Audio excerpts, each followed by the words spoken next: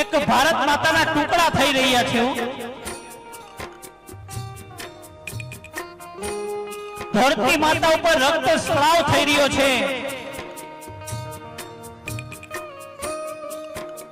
ગાય માતા કતલખાને જઈ રહી છે। નદી માતા સુકાઈ રહી છે।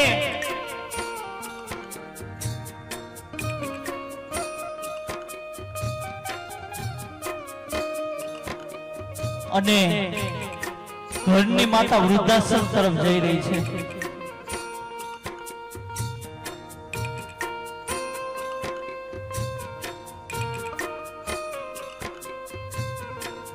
વૃદ્ધાશ્રમ 1 મિનિટમાં બંધ થઈ જાય, પણ ક્યારે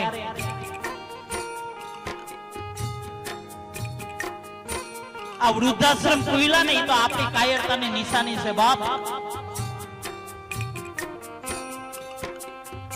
કે દરેક સમાજની અંદર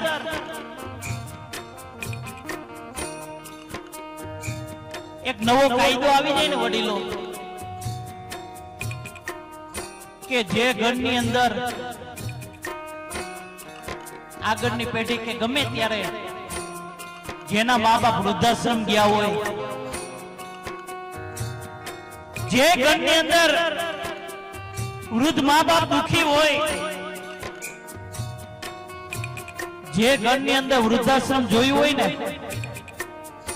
એના ઘરની દીકરી લેવી નહીં ને એને દેવી નહીં।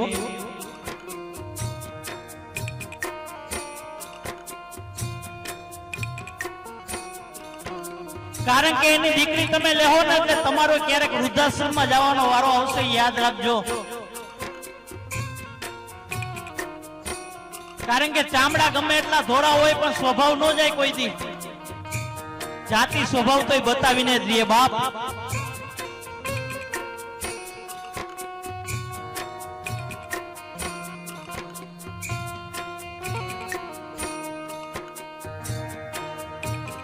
માતાઓ તમારા મા બાપને વૃદ્ધાશ્રમમાં મૂકવા જાય તમે હા પાડો ખરા? જોરથી બોલો, તમારા મા બાપને વૃદ્ધાશ્રમમાં મૂકવા જાય તો હા પાડો? તમારા મા બાપને વૃદ્ધાશ્રમમાં મૂકવા જાય તો હા પાડો? તમારા સાસુ સસરાને વૃદ્ધાશ્રમમાં મૂકવા જાય તો? આયા તો સમજનો પરિવાર બેઠો એટલે ના પાડે હો। બાકી બીજા અમે પ્રોગ્રામ કરવા જાય ન્યાય બાયું કે હા મૂકી આવી, કારણ કે હા આમાં ભળવી દે બાપ।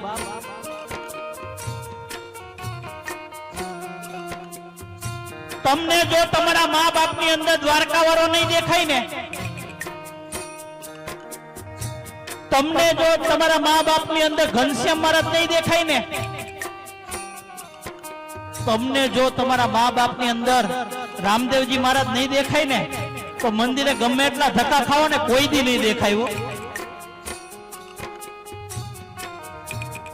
કારણ કે જેટલો તમને ભરોસો લે પથ્થરની મૂર્તિ ઉપર છે એટલો ભરોસો જો તમારા મા બાપ ઉપર રાખી લ્યો ને તો લેખના મેઘ મારી દે બાપ। કારણ કે ઓલી મૂર્તિ બોલતી નથી ને એટલે બધાને ગમે હો। બાકી આ બોલતી ને ચાલતી મૂર્તિને તમે એકવાર સેવા કરી લ્યો ને,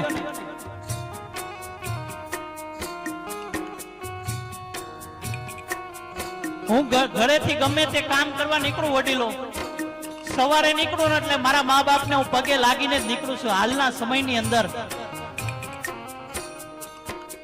માતાઓ મંદિરે પૈકે ન લાગુ, મારા મા બાપને લાગી લઉં।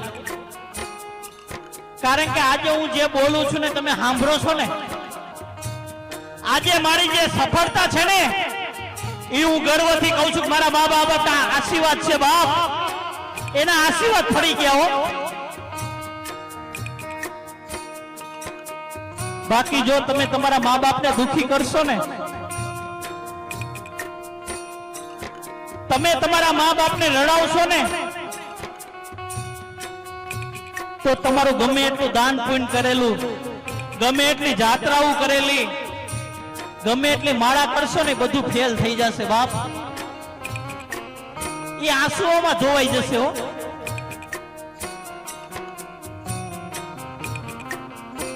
माँ बाप को मत सताना, उसका दिल रो देगा बाप। माँ बाप को मत सताना, उसका दिल रो देगा। जो मेरा भगवान सुन लेगा ना तो तुझको जड़ा मूળ से उखाड़ के निकाल देगा बाप। તમે જો તમારા મા બાપને રડાવશો નહીં, મારા દ્વારકાધીશના કાને શબ્દો અથડાણા ને, એનો અવાજ જો મારા ઘનશ્યામ મહારાજના કાને વયો ગયો ને, તમને આ દુનિયામાંથી ઉઠાવી લે બાપ।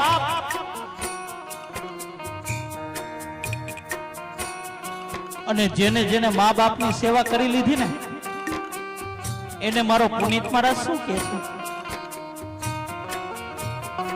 ઓ ભીને સુઈ પોતે અને સુકે સુવાડ્યા આપને, સુકે સુવાડ્યા આપને, સુકે સુવાડ્યા આપને, ભીને સુઈ પોતે અને સુકે સુવાડ્યા આપને, એ અમીમય એ આંખને, એ અમીમય એ આંખને ભૂલીને ભીંજવશો નહીં। ભૂલો ભલે બીજું બધું, મા બાપને ભૂલશો નહીં। અગણિત છે ઉપકાર એના, એ હવી સરશો નહીં। મા બાપને ભૂલશો નહીં, મા બાપને ભૂલશો નહીં।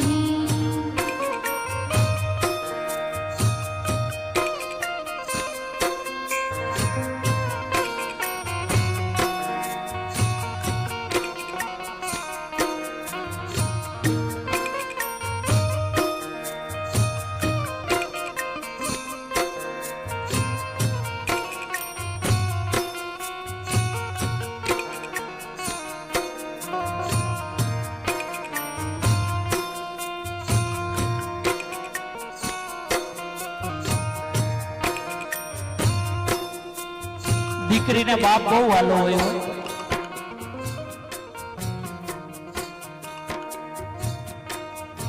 દીકરી વર્ષાબેન અને ઉષાબેન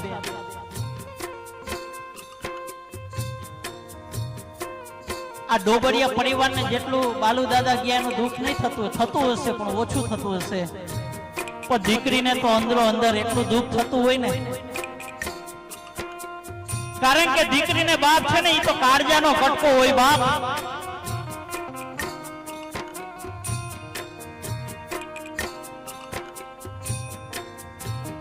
ઉષાબેન ને એમ હોય કે મારા પિતાજી મને ક્યારે મળશે હવે પાછા। વર્ષાબેન ને એમ હોય કે મને મારા પિતાજી ક્યારે મળશે, કારણ કે આ દુનિયાની અંદર એને કઈ પણ તકલીફ પડે ને એટલે તરત જ બાપને ફરિયાદ કરે હો, પપ્પા મને આજે આ તકલીફ છે પપ્પા।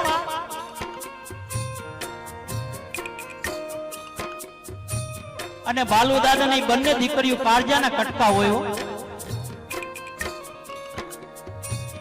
કાંઈ પણ તકલીફ પડે ને કાળી રાતે ઉઘાડા પગે ધોઈડા જાય કે મારી દીકરીને કાંઈ તકલીફ ન પડવી જોઈએ બાપ। મારા કાળજા કેરા કટકાને કાંઈ તકલીફ ન પડવી જોઈએ।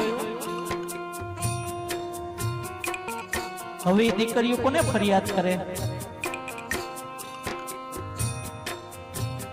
અરે સાસરાની અંદર ગમે તેમ કહી દે પણ બાપ વિશે કઈ બોલે ને એટલે દીકરી રણચંડીનું રૂપ લઈ લ્યો।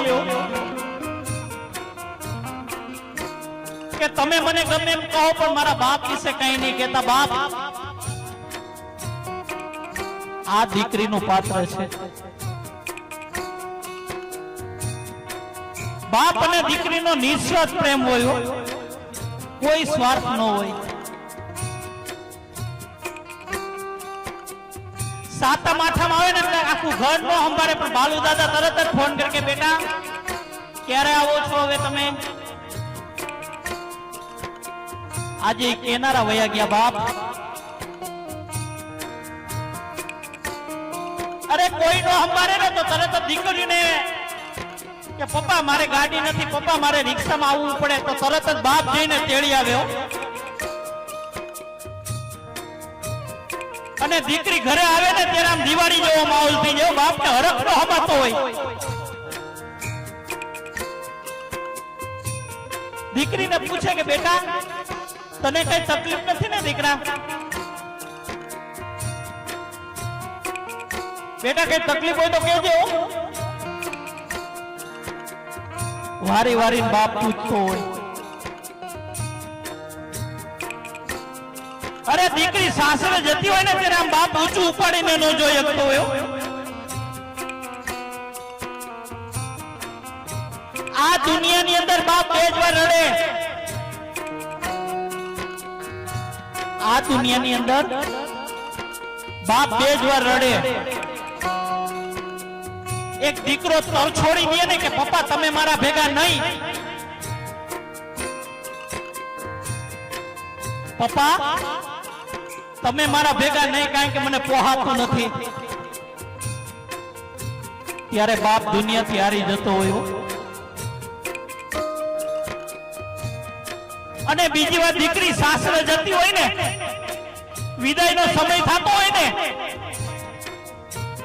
અરે ગમે એટલી મૂછું હોય, લીંબુ લટકતા હોય, પણ દીકરી જ્યારે વિદાયનો સમય થતો હોય ને માતાઓ, ત્યારે બાપ ભાંગી પડતો હોય.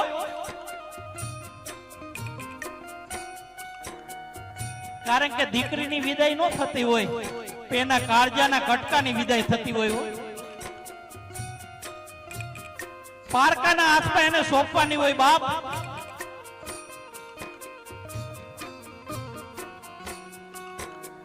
અને ઈ વેદના કોને ખબર પડે? જેને દીકરીઓ હોય ને એને ખબર પડે, બધાયને ન પડે.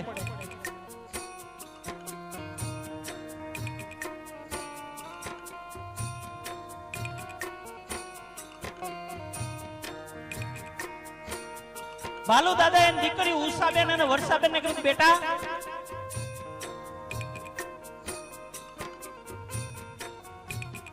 બાપ સાંજે હૂતો હોય ને ત્યાં દીકરીના વિચાર કરતો હોય, કઈ પણ તકલીફ હોય ને કે મારે શું કરવું.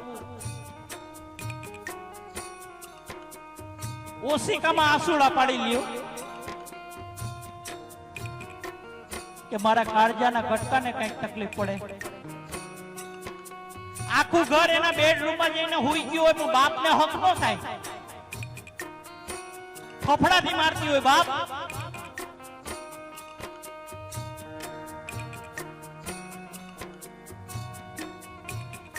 પણ આજે બાલુ દાદાની વિદાય થઈ ગઈ ને,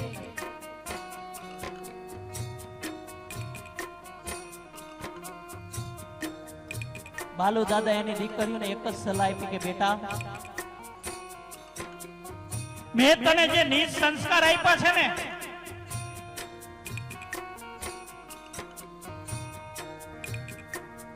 ઈ તારો કરિયાવર માનજે. બીજા ઘરે જઈને દીપાવજે બાપ.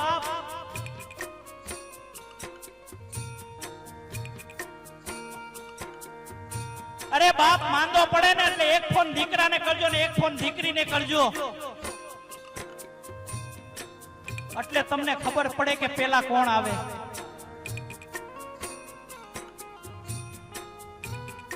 દીકરો બાજુમાં રહેતો હોય ને તોય મોડો આવે.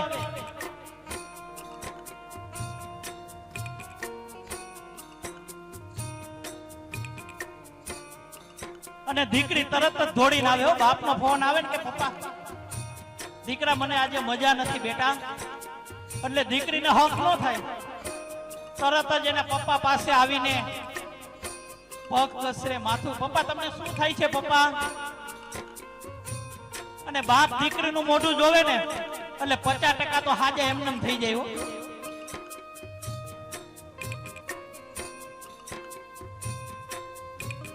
આ દીકરી કોઈ દી કોઈની થઈ નથી અને થાશે પણ નહીં.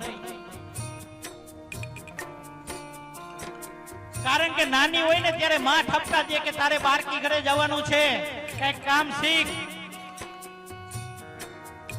તારે અહીંયા કાયમ નથી રહેવાનું, કઈક કામ શીખ. ત્યાં હારો તારો બાપ નહીં થાય, હાહુ તારી માં નહીં થાય. બિચારી ઠપકા ખાતી ખાતી 20 વર્ષની થાય હો. એના બાપનું ઘરે પોતાનું ન થાય. તમે જુઓ તો ખરા કેટલું ત્યાગની મૂર્તિ છે બાપ. જ્યાં રમતી હોય, પપ્પા સામે લાડ લડાવતી હોય ને, એ દીકરીને બાપનું ઘરે પોતાનું ન થાય. 20 વર્ષની થાય એટલે તરત જ એને વિદાય આપી દેવામાં આવે બાપ.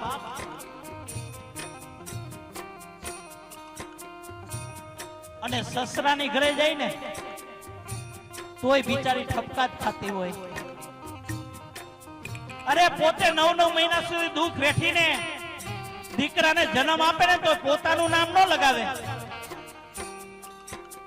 એના બાપનું નામ લગાવી દે. આ ત્યાગની મૂર્તિ છે.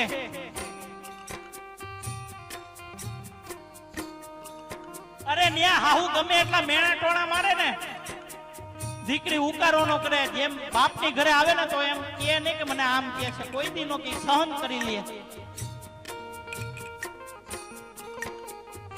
અને હાહુ માતાઓ મેણા ન મારે ને તેને હાહુ ન કહેવાય.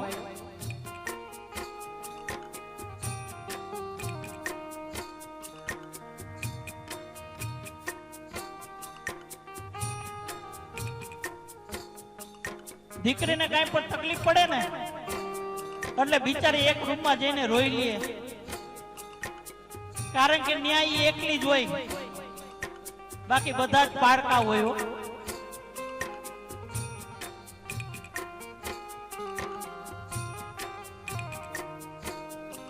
બાપને ફરિયાદ ન કરે. એટલે બાલુ દાદા ગયા ને, જેટલું તમને દુઃખ થાય છે ને એ તો બમણું આ દીકરીઓને દુઃખ થતું હશે કે મારા પિતાજી મને ક્યારે મળશે.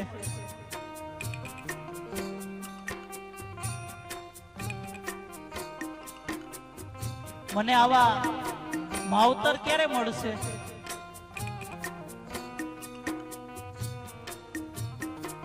પણ બાલુ દાદા એમ કે છે કે દીકરી તને જ્યાં તકલીફ પડે ને બેટા, તને જ્યાં તકલીફ પડે ને ત્યાં તું મને યાદ કરજે.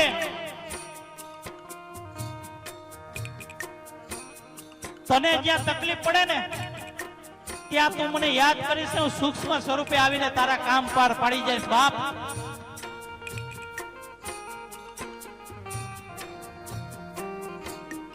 કારણ કે દીકરી પ્રત્યે બાપ ક્યારેય સ્વધામ જતા જ નથી. એની દીકરીના દિલમાં કાયમ માટે જીવિત રહે છે.